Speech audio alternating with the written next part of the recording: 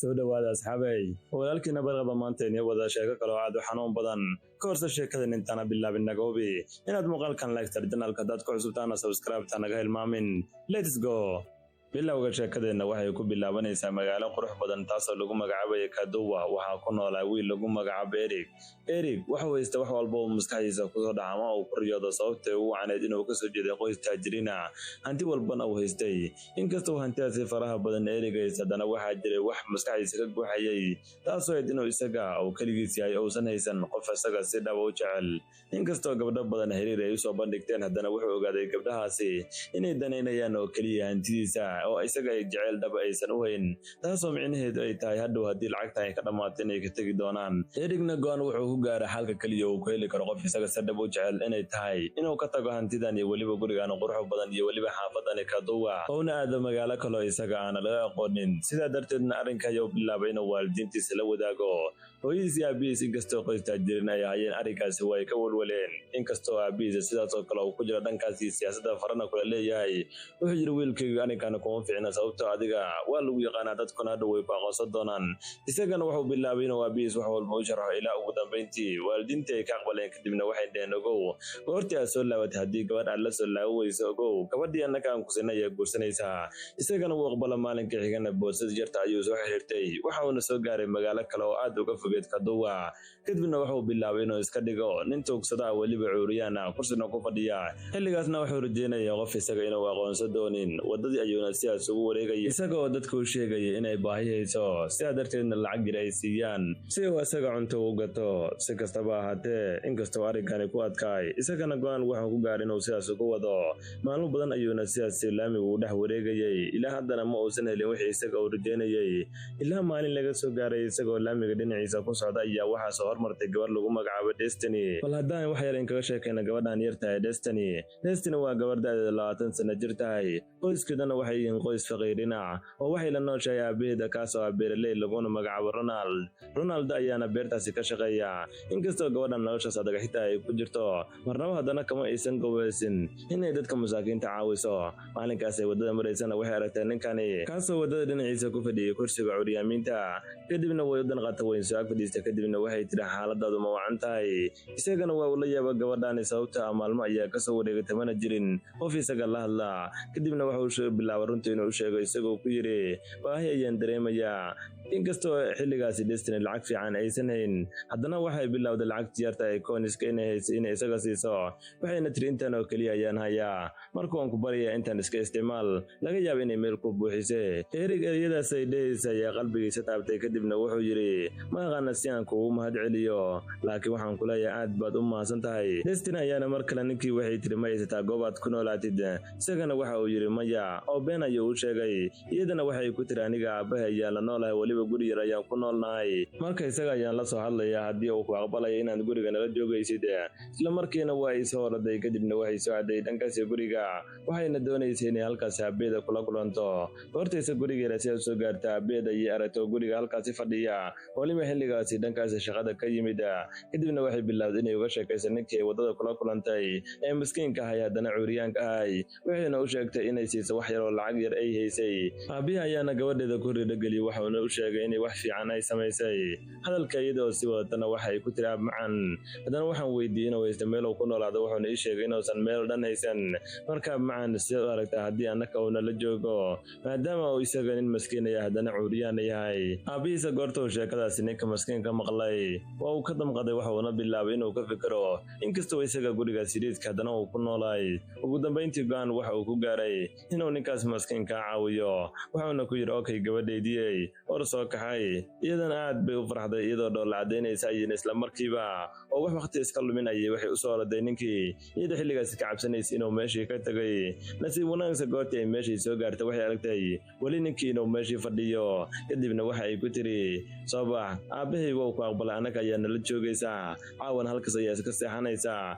oo micnaha meel aad seexata ayaan ku siinaynaa. Erigna wuu dhoolla caddeeyey isagoo aamini la waxaan iyo weliba gabadhan sida naxariista lah ee isaga ugu damqanayso. Wuxuuna ku yidhi maaqan waxaan kuugu mahadceliyo. Wuxuuna yidhi aad baad u mahadsan tahay. Iyadana iyadoo isla markiiba isdhibinayay ninkii bilowday kursiga curyaanka inay ku soo riixdo iyadoo u soo kaxaysay dhankaas iyo gurigeeda. Intii waddada ku socdana isaga aad buu u faraxsanay. Goortiisa gurigiisa ay soo gaareen isaga waxaa la geeyey qol yar. Aabe iyo weliba gabadhiisana go'aan waxay ku gaareen wax walba oo iyaga haystaan inay ninkani maskiinka ay la wadaagaan. Dhan kalese goortii Eddie qolkiisa la keenay, inkastoo qolkaas yarka isaga la keena oo ahay qol aad u yar, ugu dambayntiina waa uu ka qancay weliba isagoo aamini lah. Xilligaas isagoos la hadlayana waxa uu yidhi waaw, ugu dambayntii waa heshay gabadhii aad ku riyoonaysay. Sababta wuxuu arkay gabadhan iyo weliba naxariisteeda iyo sida isaga uu damqanayso, inkastoo noloshaasi xitaa ay ku nool yihiin. Habeenkii intoosa seexanna waxay u keentay bariis iyo weliba maraq yar, iyadoo tiri cuntadan yarta cun. Isagana xilligaas farxad ayuu dareemayay weliba aad buu ugu mahadceliyey. Wuxuuna yidhi abaalkaada maaqan waxaan ku gudo. Iyadana waxay tiri maya waan isku leenahay. Habeenkiina halkaas ayuu iska seexday. Dhinaca kale wax yaraan u soo laabana magaaladii Kaduwa. Waalidiintii dhalay Erik hooyadiis iyo aabihiisa aad bay wiilkooda ugu walwalsanayeen. Sababtaa sida uu uga tegay isaga lama uusa soo xiriirin. Sababta ugu canaadna waxay ahayd moobilkiis inuu halkan uga tegay. Hooyadiisna hameen walba daaqadda ayay soo istaagi jirtay iyadoo wiilkeeda halkaas uga ducey jirtay, sidaasoo kalena rajeynaysa marun cunugeeda inuu soo laabo doono. Sidaasoo kale aabbaha ayaa mar walba dhiirigeli jiray hooyadiisa, isagoo u sheegi jiray inuu wiilkeeda uu soo laabanayo iyadana iska sugto. Si kastaba ahaatee qoysku sidaas ayay isaga dulqaateen. Waqtigana sidaas ayuu ku socday. Wal mar kale dib ugu soo laabana xaafadii uu ku noolaa Eriga. Galab galbaha ka mid ah Ronald ayaa wuxuu u yimid wiilkii Erig wuxuuna bilaabay inuu weydiiyo sababta uu kursigan ugu fadhiistay iyo weliba sida curyanimadan ay ku soo gaartay. Erigna wuxuu bilaabay inuu sheeko u manawaano wuxuuna ku yidhi bilo ka hor ayaan baabuur ila gadoomay, sidaa darteedna lugaha ayaa waxyeelle iga soo gaartay. Dhakhtarkana wuxuu ii sheegay lugahayga inaan dib u heli karo waa haddii qalliin laygu sameeyo. Wuxuuna u sheegay qalliinkaas inuu qaali yahay. Ronald markuu sheekadan maqla aad buu uga murugooday, wiilkiina waa u danqaday. Wuxuuna ogaaday wiilkan iyo weliba xanuunka uu dareemayo, doonayana lugihiisa dib inuu u helo. Waana wuxuu ku gaaray isaga inuu wiilkani caawiyo. Subaxiga markii la gaarana goortii Destiny aabeeda quraacda u keena ayuu bilaabay inuu arrinka Erik kala hadlo. Wuxuuna u sheegay wiilkaas inuu qalliin u baahan yahay, qalliinkaasna lacag badan loogu sheegay. Wuxuu ku yidhi gabadhaydii ka waran wiilkaas haddii annakaan caawino. Gabadhiina arrinkaas aad bay ugu farxday. Wuxuuna yidhi hadda wixii ka dambeeyay beerta ayaan si adag ugu shaqaynaynaa. Markaan ka shaqaynana qudaartaas ka soo baxda ayaan suuqa geynaynaa. Wiilkaas ayaana sidaas lacag ugu aruurinaynaa ilaa aan ka gaarna lacagta rabnana sidaas ayaan ku wadaynaa. Arrinkaana waxaan doonayaa sir inuu ahaado. Destiny arrinkaas aad bay ugu farxday, aabeedna way uga mahadcelisay. Subaxigana waxay bilowday miraha ay beerta ka soo baxa inay ayada suuqa geyso, halka aabbuhu si adag uu beerta uga shaqaynayay, halkaasna uu miro badan ku beerayay. Iyadana waxay bilaabi jirtay mar walba suuqa inay mirahaasi geyso, halkaasna ay ku saybiso dadkuna waa ay ka iibsan jireen. Laakiin maalin maalmaha ka mid ah sida caadada qudaartii magaalada ku dhex gadaysa ayaa waxa u yimid nin lagu magacaabo Judy waa nin yar oo taajir oo Ilaahay lacag yar siiyey. Gabadhan yarta quruxleeda markuu arkana wuxuu bilaabay inuu runta u sheego. Wuxuuna ku yidhi walaalay waan ka helay, haddii aniga iga qabashay inaan labadeena aan isguursano waxaad ku noolaa doontaa nolol qurux badan, xaafadana waan kaa rari doonaa, magaalada ayaan ku gey doonaa, halkaas ayaadna ku naso doontaa. Laakiinse goorta intaasi maqashay iyada gaashaanka iyo u daruurtay waxayna tiri maya, mana doonayo inaan halkaasi ku noolaado oo waxaan doonayaa magaaladeeda inaan isaga dhex noolaado, mana doonayo adiga inaan ku raaco. Judy wuu aamini waayey. Wuxuuna yidhi gabadhan si camal maxay xaafadani ku falaysaa iyo weliba noloshan faqiirtinimada. Iyadana waxay u sheegtay inay waxaasi doonayn, isagana ammaan u siiyo. maalinkaasna meeshay uga dhaqaaday. Maalmihii xigana waxay si aas u sii waday qudaarta inay suuqa ku iibiso. Maalin ayayna aabeed u timid, kadibna waxay bilaabeen inay ka hadlaan lacagtii aruuriyeen. Aabe ayaana wuxuu yidhi gabadhaydii horta lacag waa arunaa, laakiin lacagtaas maahan lacag ku filan qalliinka. Marka gabadhaydii maxaan samaynaa? Kadibna waxay tiri aab macaan bal dadaalka ayaan si aas ku sii wadaynaa. Dhanka kale waxaa jirta gabar lagu magacaabay Sofia waxay saaxiibo la tahay gabadhan Destiny. Judy ayaana maalin maalmaha ka mid ah gabadhaas u yimid, wuxuuna bilaabay xoogaa lacag inuu siiyo. Wuxuuna ku yidhi walaalay dhegayso, waxaan rabaa inaad dallar ii samaysid. Waan ogahay gabadhaas inaad saaxiibo tahay, weliba saaxiibadaada qaaliga. Waxaan rabaa inaad arrinkii iga soo dhamaysid, sababtoo waxaan doonaya inaan guursado. Haddii arrinkan aad iga soo dhamaysid la soco, waxaan ku sii doonaa lacag fara badan. Sofiyaas arrinkaas aad bay ugu farxday. Galabtii xigana waxay u timid saaxiibadeeda oo waxay doonaysay inay kala hadasho arrinkan la xiriira Judith iyo weliba ninkan inay aqbasho. Ka hor intii sheekadaas u gelin si caadi ay u sheekaysteen. Wax yar oo ay sheekaysteen kadib ayay barnaamijkii ku soo qaaday. Waxayna ku tiri walaalay dhegayso, wiil waxaan la soo kulmay Judith la dhow wuxuuna doonayaa adiga inuu ku guursado weliba wuxuu ii sheegay inuu adiga ku ballan qaaday haddii adiga goorkiisa ka aqbashay inuu sii doono nolol aad u qurux badan xitaa ma ahane waxa uu ka joojin doonaa suuqan iyo weliba waxa aad ku iibinaysid xaafadan baadiyahana waa uu ka rarayaa wuxuuna sidaas oo kale ii sheegay adiga inuu ku geynayo magaalada waa haddii isaga jaceylkiisa ka aqbashida marka walaalay sidaad arrinkaas u aragtaa Destiny goorta intaasi maqasho waxay tiri may walaalay dhegayso aniga ninkaas maba keelin bas sababtoo waxaan jeclahay ninkani maskiinka ee curyaanka guriga aniga ii jooga Sofia marka intaas maqasho waxay tiri kaalay walaalay maxaa ka qaldan ma doohana ayaa tahay maxaad ku fashay ninkaas curyaanka weliba faqiirka adiga xitaa aad caawaysid Destiny ayaana ku tiri walaalay dhegayso ninkaas waxba kama sheegi kartid ama curyaan aad ama yowsan ahaan aniga ayaa ka helay adiga maahan qofka ka helay Sofia oo ka soo dhex gashay ayaa waxay tiri saaxiibadii qalad weyn ayaa samaynaysa hadhowna waa ka shalay doontaa kadibna Destiny ayaa tiri walaalay dhegayso aniga ninkan Judith daagala hadlaysid dhegayso ma doonayo inaan isa sii joogno meeshaan ka tag saaxiibtanaadana ma doonayo kadibna ismaysan dhibina Sofia waxay ku tiri okay saaxiibay dhib male iyadoo calaysanayeen meeshii ka soo tagtay waliba xilligaas aamin laasay saaxiibadeeda ugu soo daayisay kadibna waxay u soo laabatay ninkii Judith tahay waxayna bilowday wax walba inay u sheegtay iyo waliba wixii iyada ay kala soo kulantay sidaas oo kale waxay u sheegtay iyada inay jeceshahay ninkaas curyaanka Judith nintaas markuu maqla aad buu uga carooday waa una ka masayray wuxuuna isweydiiyay gabadhaasi sababtay ku dooratay ninkaas faqiirta si kastaba ahaatee isaga go'aan wuxuu u gaaray marnaba inuusan ii jabin muhiimadiisa ugu weynna waxay si gabadhaasi gacanta ugu soo dhigi lahay si kastaba ahaatee Destiny iyo waliba aabaheeda Ronaldo maalmo adag ay si adag ku shaqeeyeen gabadhana sidaas qudaarta magaalada ugu soo dhex wareejinaysay wax yaroo lacagna ay samaynaysay aabihii ugu dambeyntii wuxuu garwaaqsaday in lacagtan yarta ay si adag ugu shaqeynayaan inaysan macquul ahayn in ninkani qalliin loogu sameeyo mar walbana xanuun ayuu dareemayay cunugan ayuu u damqanayay sababta wuxuu ogaaday nolosha uu ku nool yahay habeenada kamid ayuuna kaligiisa fadhiistay waana waxa uu ku gaaray labada beer isaga uu leeyahay mid kamid inuu iibiyo weliba la soco inay tahay labadani beer isaga uu leeyahay inay yihiin kuwa iyaga ay ku tiirsan yihiin quduldoomkana ay ka soo saartaan aabihiina sidaas oo kale wuxuu ogaay in labadani boos isaga dhaxlaan ay u soo gaartay xanuunka weyn ee Ronaldo dareemaya xilligaasi waxay tahay wiilkan iyo weliba nolosha uu ku nool yahay iyo kursiga curyaaminta uu ku nool yahay maalinka xigana wuxuu go'aan ku gaaray beerta inuu iibiyo ugu dambeyntiina wuxuu helay qof ka iibsada hal beer oo kamid beerihiisa ayuuna iibiyay goortaas lacagtiisa gacanta ugu soo dhigay isagoo aad u faraxsan ayuu guriga ku soo laabtay goortiisa guriga ku soo laabtay wuxuu bilaabay warkan farxadan inuu la wadaago wiilkii Eriga kadibna qolkiisa yariiska uu ku jira ayuu soo galay wuxuuna ku yiri wiilkaygiiyo bishaarayso war farxad la ayaan ku hayaa lacagtii qalinka lagu sameeyay ugu dambeyntii waan soo helay sababta waxaan iibiyay mid kamid labadii boos aniga aan lahay goortuu Eriga intaasi maqla aad buu u nahay wuxuuna ka damqaday odaygan miskiinka iyo waliba beertii isaga uu lahaa inuu isaga dartiisa u iibiyo Erigna go'aan waxa uu ku gaaray inuu arrinkan uu ka sii qari karin maadaama odaygan wax walba uu sameeyay kadibna waxa uu ku yiri adar macaani dhagayso waxaan doonayaa inaan xaqiiqda ku sheego wuxuuna ku yiri aniga ma ahay wiil faqiira sidaan soo kalena ma ahay nin curyaana wuxuuna bilaabay sheekadeeda inuu u sharaxo isagoo ku yiri waxaan kasoo jeedaa qoys taajirina xaafadanna waxaan u imid si anigu helo qof si dhaba ii jecel weliba qofkaas oo aan fiirinayn aniga hantida aan leeyahay sidaa darteed ayaan beentaan u sheegay marka adeer macaan sheekadeedii waa sidaas Ronaldo goortuu sheekadaasi maqlay aad buu ula yaabay weliba wuu aamini waayay kadibna hadalka ayaa ku dhigay oo hadal waa uu ka soo bixi waayay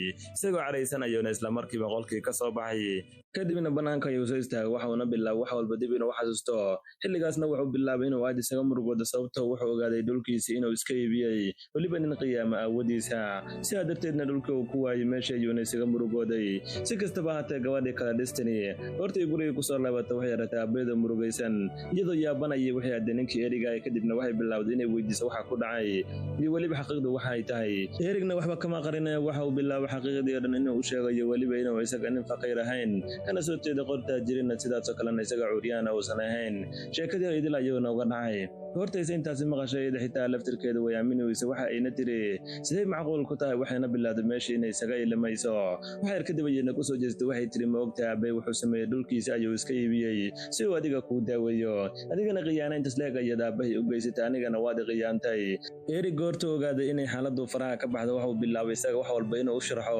laakiin iyada waa ay diiday inay dhageysto kadibna waa ay ku sii qaylisay iyadoo murugaysanaya isla markiiba qolkii uga baxday waxayna iska aaday qolkeeda waxayna bilowday inay qolkiisa goyso.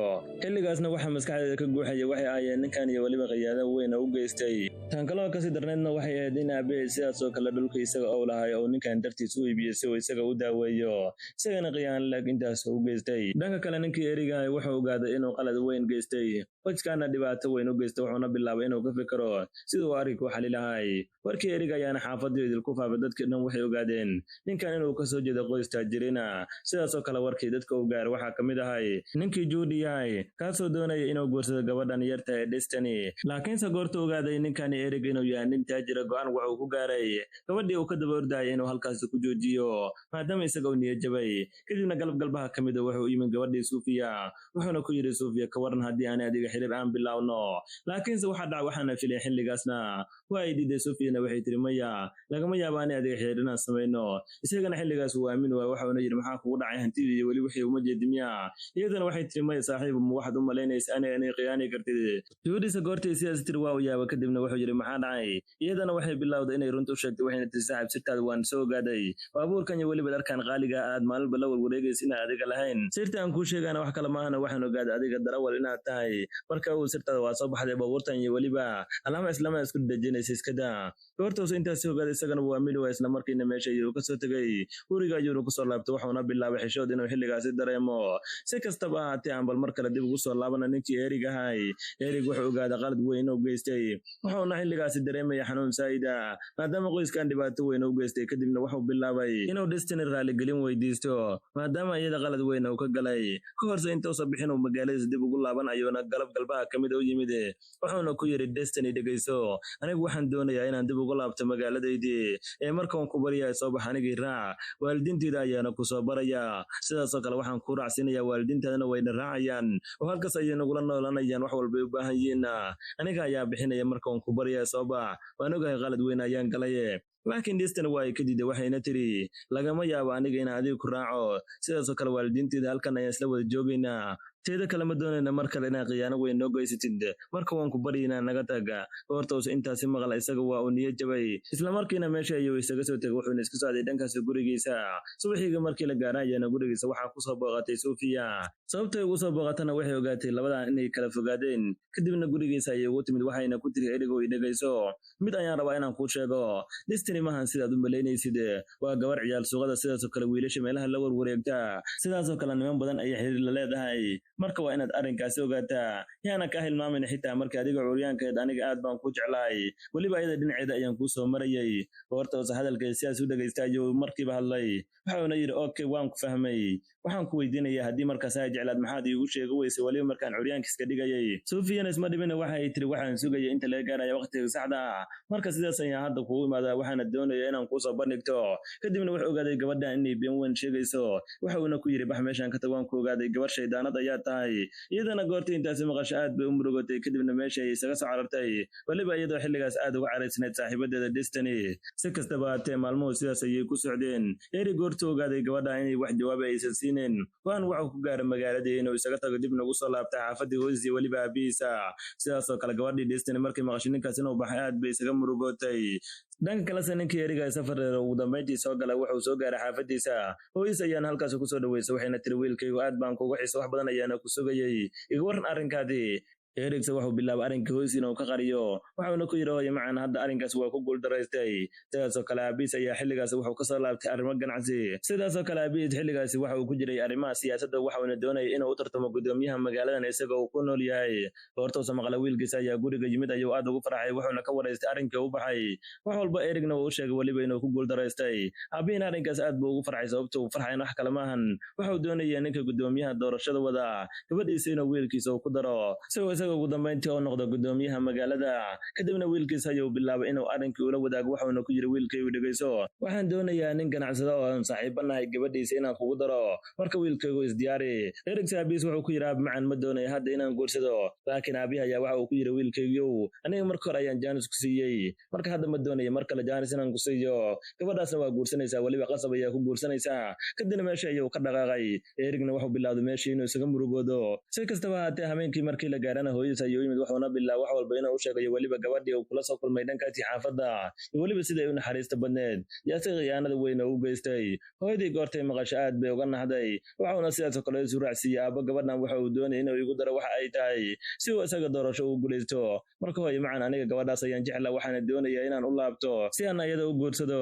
Hooyadii ayaana wiilkiisa dhiirigelisay isagana maalinka xiga waa uu soo baxay kadibna wuxuu dib ugu soo laabtay xaafadii ay ku nooleed Destiny goortay aragtay aad bay ugu farxday kadibna waxa uu bilaabay inuu iyadii raali geliyo maadaama iyada qalad weyn uu ka galay waana dheer uu ku wadana ugu dambeyntii waa uu ku qanciyay iyadana way cafisay sidoo kale waalidiintii way cafiyeen isaga wixii intaas ka dambeeyay xiriirkooda dib ayuu ugu soo laabtay bal wax yaraan u laabana dhankaas Eriga aabihiisa maalinkiisa goorta uu guriga ku soo laabtay wuxuu waayay wiilkiisa xaaskiisa goortii uu weydiinay iyada wax walba ay u sheegtay waliba gabadha uu jecel yahay iyada darteedna u laabtay.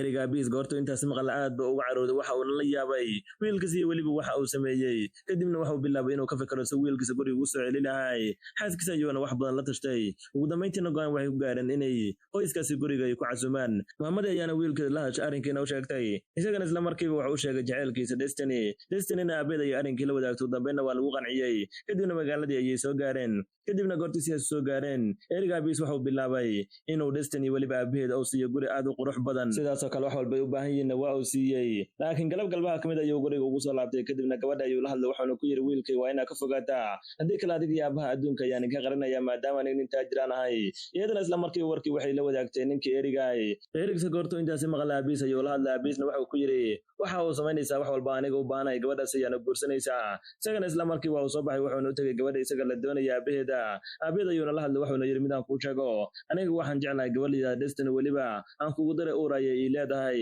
marka waa inaad la socotaa intaasi.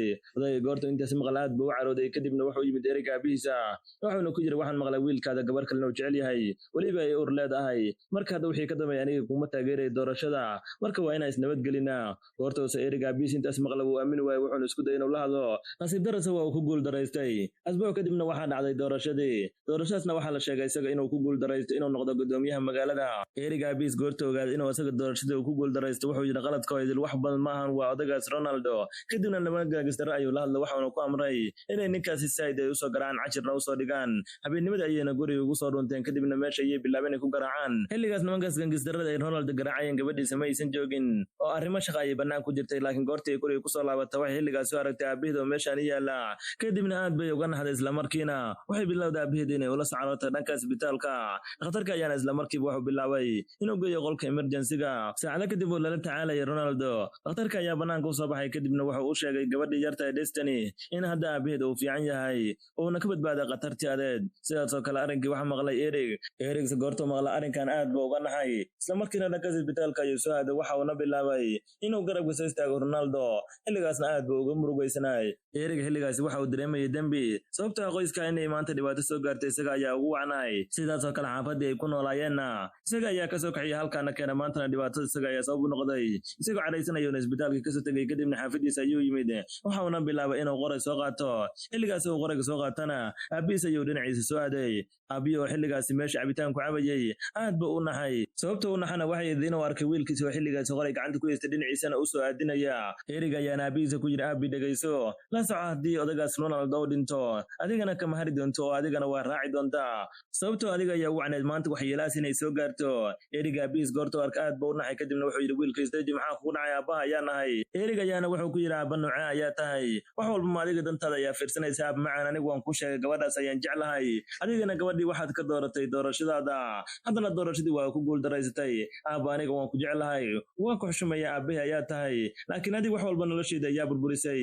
Aabihii goorto intaas maqlay qaladkiisa ayuu ogaaday kadibna wuxuu yiri wiilkay iga raali noqo waan ogahay qalad weyn ayaan ku geystay sidoo kale wax walba waxaan u sameeyay si aniga doorashadaan u guuleysto doorashadiina maanta waan ku guul daraystay sababtay ugu wacneedna waxay tahay adiga jaceylkaada inaan kala fogeynay ninkaasna aan dhibaato weyn u geystay waan ku bariyaa wiilkaygiyo qoraygaan hoos dhig wax walba aniga ayaa xalinaya.